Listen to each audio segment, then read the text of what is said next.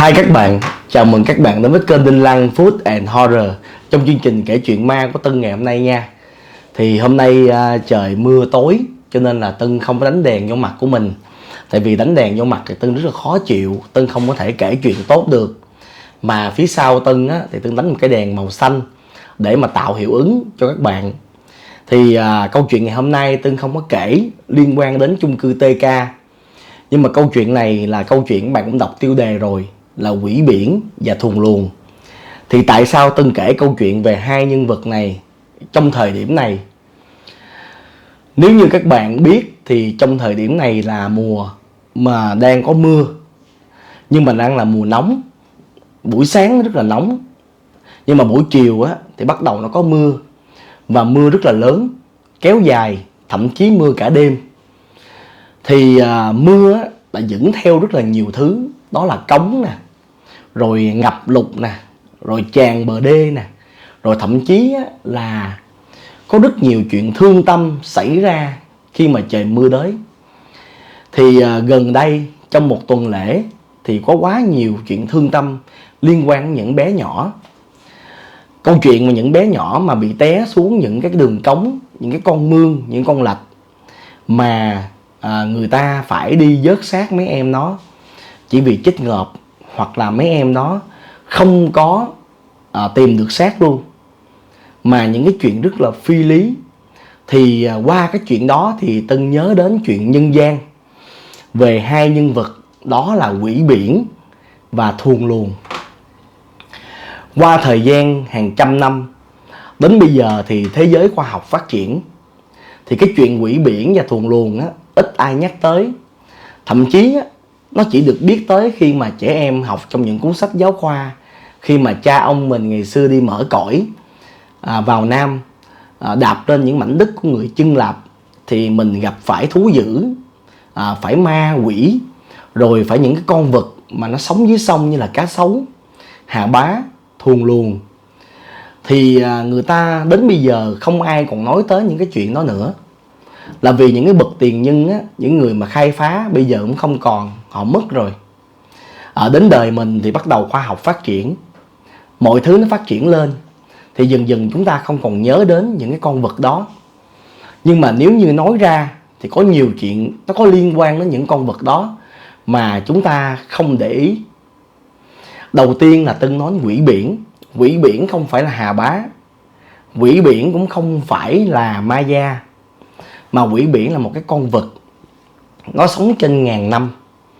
Nó là một con vật thủy sản nào đó, có thể là tôm, mực, cá, nhưng mà nó vô tình hút được linh khí hoặc là ma khí.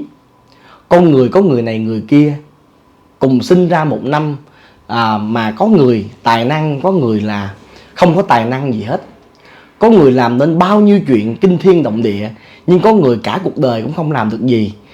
Mà họ sinh cùng năm, cùng tuổi, nhưng mà khác giờ, thì họ sẽ có những số phận khác nhau.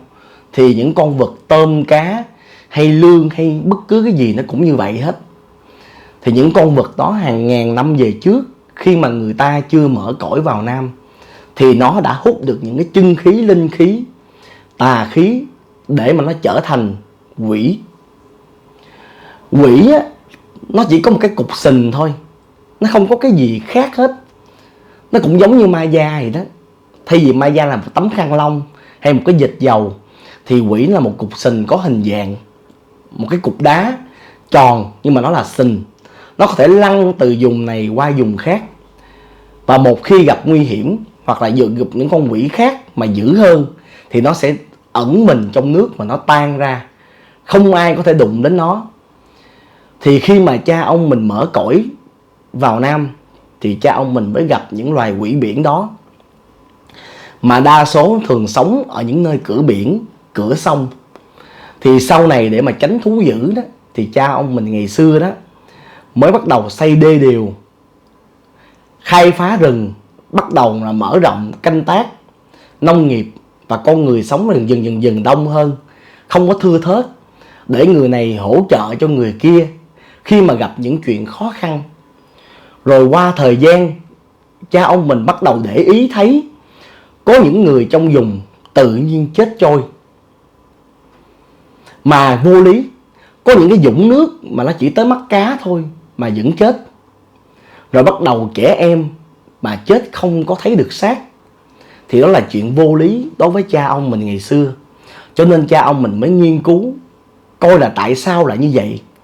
Thì nhiều lần có nhiều người xưa người ta nhìn thấy có những cái cục sình có hình dạng như con người, nhưng mà hai mắt lại màu đỏ lồi ra bên ngoài, không có mũi, không có miệng. Thì từ đó cha ông mình mới gọi đó là quỷ biển. Tại vì nó thường xuất hiện ở cửa sông, cửa biển. Nhưng mà tại sao nó từ một cái cục sình như cục đá mà lại có hình dạng như con người mà nó có thể đi được? Vì nó khát khao trở thành con người. Cho nên cái thức ăn chủ yếu của nó là xác người và linh hồn con người. Xác người nó ăn để thỏa mãn cái cơn thèm thịt và máu. Còn linh hồn để luyện cho công lực của nó mạnh hơn. Cho nên nó vô cùng là ghê rợn. Thì xưa kia đó, khi mà cha ông mình gặp cái chuyện đó thì không có cách nào để mà tiêu diệt nó. Thì phải gặp những cái người xưa gọi là cố cụ những cái vùng đất đó. Đó là những người Chân Lạp, mà bây giờ là người Campuchia, người Thái Lan, người Lào. Thì lúc đó những cái bậc thầy, những bậc tiền nhân mà người Chân Lạp đó, người ta mới truyền lại. Nhưng mà họ truyền lại cái cách không phải là để tiêu diệt quỷ biển, vì bản thân họ cũng không tiêu diệt được. Các bạn để ý đi, từ khi cha ông mình mở cõi vào Nam, khai phá rừng, bắt đầu đuổi hổ, đuổi thú dữ, đuổi cá sấu ra khỏi lãnh thổ để mà xây dựng lên một cái đồng bằng sông Cửu Long. Thì lúc đó người Chân Lạp người ta không làm chuyện đó, mặc dù đây là đất của họ. Nhưng mà đất dữ, đất hổ dữ, yêu tinh quỷ quái, họ không có sống được. Thì những cái bậc mà dữ dội của người Chân Lạp á, là họ đi vào núi, vào hang, vào rừng để họ tu. Chứ họ không dám sống gần cửa biển, gần sông. Thì họ không biết cách nào để họ tiêu diệt hết. Nhưng mà họ biết cách phong ấn quỷ biển.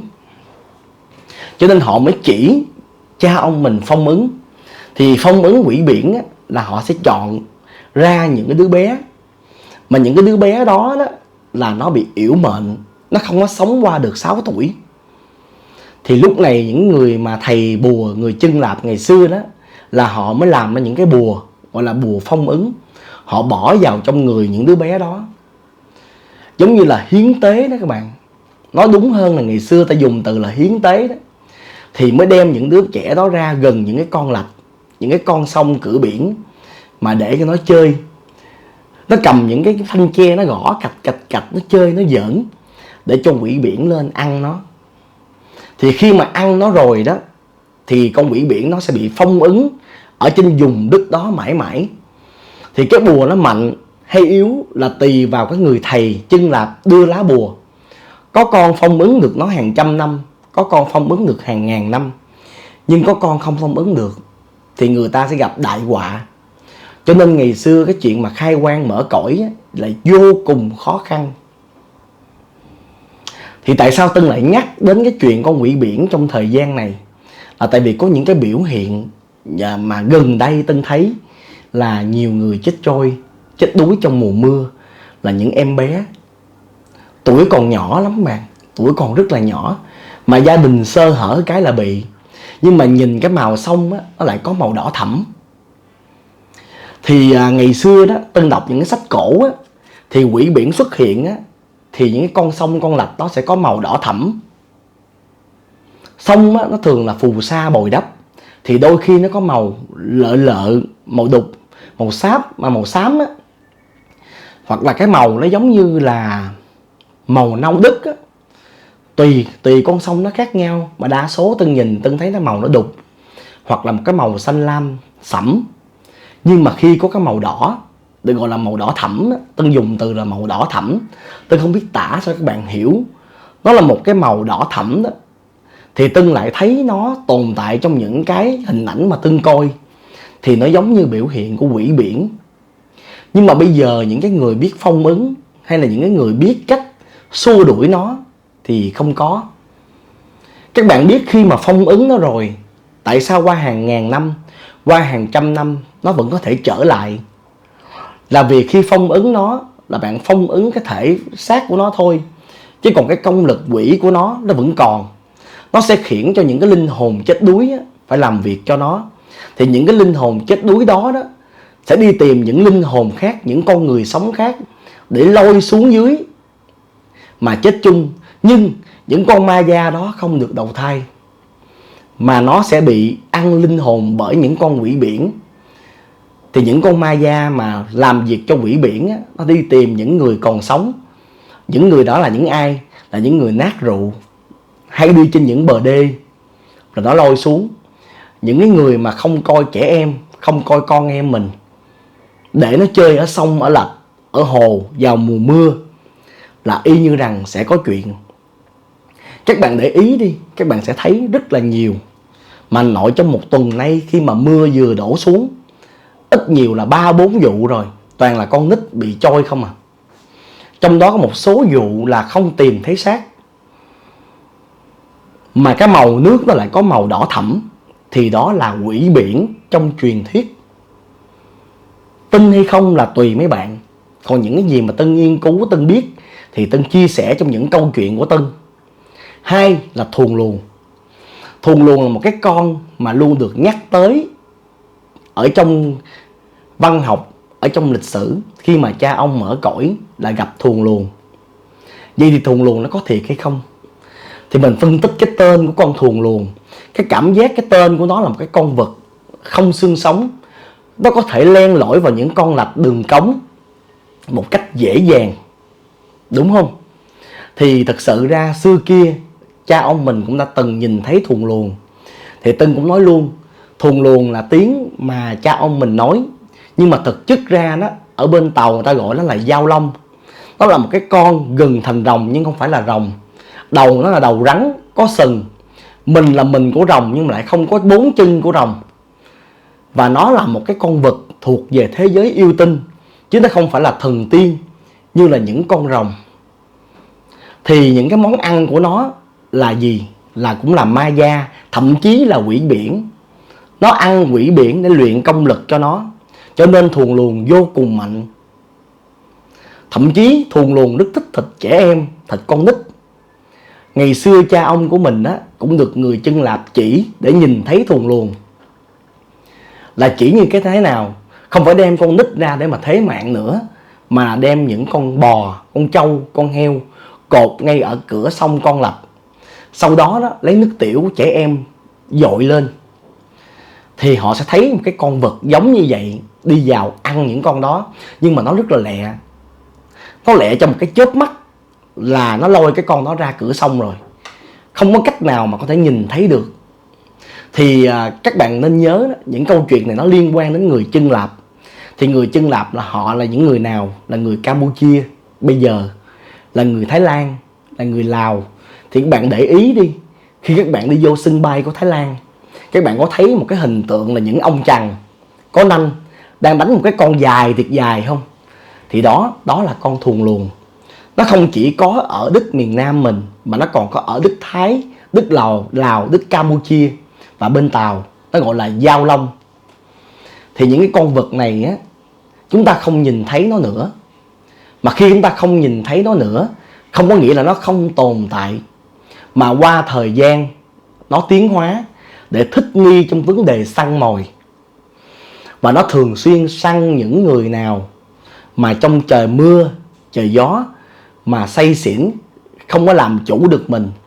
Hoặc là những cái nơi mà giao nhau giữa đường và nước. Khi mà nước nó dâng cao qua khỏi mặt đường, người ta đi người ta không có biết được bên nào là đường, bên nào là nước, thì nó sẽ lên nó tấn công và nó lôi người ta xuống dưới sông hồ biển để mà nó ăn.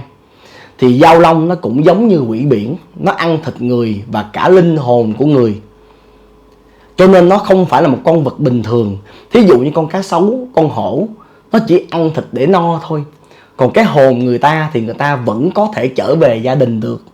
Nhưng mà quỷ biển và dao long một khi hành sự là nó ăn thịt người và luôn cả hồn của người. Và tất nhiên dễ tấn công nhất là trẻ em. Tại vì trẻ em nó không thể kháng cự được. Và trẻ em nó luôn được bị người lớn ít khi coi chừng. Khi ở dưới quê thì thường giờ này nè, mùa mưa nè, khi mà trải qua một cơn nóng là ba mẹ, cô dì, chú bác hay cho con em mình ra sông bơi. hoặc là cho ra những cái con lạch bơi thì thường xuyên bị chết đuối. Hoặc là có những người mà chết mà không tìm được xác. Đó là điều vô lý. Các bạn có cảm thấy vô lý không? Khi một đứa trẻ mà nó tầm 7-8 tuổi hoặc 10-11 tuổi là tay chân nó đã rất là mạnh chứ không phải đơn giản đâu, mà nó trôi vô những cái đường cống, nó trôi vô những cái con lạch, mà người ta tìm theo những cái đường đó mà không tìm được xác nó, không thấy được cái áo đôi giày cũng không thấy. Mà thậm chí có những cái đường mương, đường cống nó đi ngang những cái nơi canh tác, thí dụ như là vườn trái cây, vườn mía, vườn bắp, vườn nhãn, phải đi cả 1000 mét, 500 mét, cả 1000 mét mới ra được cửa sông lớn. Vậy thì cái gì có thể lôi được một cái xác người mà tầm 10-11 tuổi đi gọn bưng ra ngoài sông được? Nước không thể trôi cỡ đó. Tại vì sao? Người ta đào con mương để dẫn nước. Người ta cũng đã tính rồi, cái con mương, cái nước đó chỉ xấp xỉ đến đầu gối thôi, và cái đường mương nó không có bự đến mức độ mà có thể mà trôi đi kiểu đó được. Nhưng mà có rất nhiều chuyện kỳ lạ xung quanh những vụ đó, là những đứa trẻ, thậm chí là người lớn, bị lôi đi hàng trăm mét ra cửa sông mà không để lại một dấu tích nào, không ai tìm được xác. Thì đó là thuần luồng hoặc quỷ biển. Chỉ chẳng qua nó sẽ phân biệt được là quỷ biển là cái nước nó có màu đỏ thẫm, còn thuần luồng là không thể biết luôn, tại vì nó không có màu gì hết. Nó chỉ có hành sự cực kỳ lẹ thôi. Và con đó có hay không là hoàn toàn có. Quỷ biển thì mình chưa có một cái thông tin nào thực sự về cái con quỷ biển mà ở Campuchia, ở Thái hay là ở Lào người ta nhìn thấy. Nhưng mà có những câu chuyện người ta tả về một cái nhân vật ở dưới biển, dưới hồ đi lên, là một cục sình có 2 mắt đỏ. Thì thực sự ra đó là nhân dạng của quỷ biển. Mà tại sao mắt nó lại lồi ra màu đỏ? Vì đó là cái hình ảnh nó nhìn thấy của cái con người bị chết trôi. Khi mà người ta chết trôi 3 ngày đó, tứ chi hay là cơ thể, mắt mũi, cơ quan của người ta sẽ bị lồi ra bên ngoài. Người ta bị rã thịt ra thì nó nhìn thấy như vậy, nó cảm thấy như vậy, nó thích thì nó biểu hiện nó hiện hình cái hình đó. Cho nên là những vùng đó người ta cũng nói. Nhưng mà riêng thuần luồng là các bạn có thể kiểm chứng rõ ràng. Người Trung Quốc ta gọi là dao long, Việt Nam gọi là thuần luồng. Còn người Cam, người Thái, người Lào, người ta làm hình con đó luôn. Là những cái ông chằn, những cái vị thần của Thái Lan, ở trong sân bay Thái Lan luôn. Họ đang lôi cái con đó ra, mà con đó có một sừng. Đó là thuần luồng của Việt Nam mình đó các bạn. Tại sao Tân kể 2 nhân vật này trong cái thời gian này? Là vì khi Tân nghe cái câu chuyện về những đứa bé đó, chỉ mới 1 tuần thôi mà quá nhiều chuyện đau thương. Những cái chuyện nó rất là phi lý, bị trôi vô cống, bị trôi vô đường mương mà không tìm được nó, hoặc là tìm được nó đã mất rồi. Thế nên Tân phải kể để cho những cô chú anh chị ở những cái vùng sâu vùng xa, hoặc là cô chú anh chị phải đi làm buôn gánh bán bưng, thì phải tìm cách để mà quản con mình. Phải nhờ người thân hàng xóm có trách nhiệm để coi con mình. Đặc biệt trời mưa trời gió đừng cho đi bơi lội ở những cái nơi mà đường mương con lạch, rất là nguy hiểm. Vấn đề tâm linh mình không nói, vấn đề khoa học thì bắt đầu những cái đường cống, những cái đường thoát nước nó bự hơn xưa kia rất là nhiều. Và cái lượng mà nước hút vào trong đó cũng rất là mạnh. Mà những em bé, những trẻ em nó không có đủ sức nó chống lại thì nó sẽ bị cuốn đi. Nuôi một đứa con rất là khó, mà nuôi nó trưởng thành, nhìn nó lớn lên từng ngày, rồi chỉ vì một chút sơ hở mà mất đi đứa con của mình thì rất là đau lòng mấy bạn. Câu chuyện ngày hôm nay không là một câu chuyện hù dọa, không phải là một câu chuyện làm đả nư người nghe như là về chung cư TK. Chung cư TK là một cái loạt câu chuyện mà nó đi vào lòng người, nó còn hoài nó không hết. Nhưng mà câu chuyện ngày hôm nay, tại sao Tân không kể về chung cư TK? Tại nếu kể về chung cư TK có thể rất nhiều người nghe. Nhưng Tân kể về thuần luồng và quỷ biển là để nhắc nhở những cô chú anh chị ở vùng sâu vùng xa, sống ở cửa biển, ở cửa sông, ở gần những con lạch đường cống, phải cẩn trọng với trẻ em. Đừng để trẻ em đi chơi ở những nơi đó, thì rất dễ mất con em mình. Vì trẻ em nó còn nhỏ, nó không có biết cách chống lại những cái đường nước như vậy. Nó không biết phân biệt đâu là đường đi và đâu là đường cống. Và khi nước nó dâng lên á, ngay cả người lớn tụi mình còn không nhìn được đâu là đường đi, đâu là đường cống. Nó đang bơi, nó bị cuốn vào trong đó, không có cách nào cứu được nó. Mình tìm được xác thì còn an ủi, mình còn chôn được. Còn lỡ nó cuốn ra cửa sông cửa biển mà mình không tìm được xác thì đau lòng biết bao nhiêu.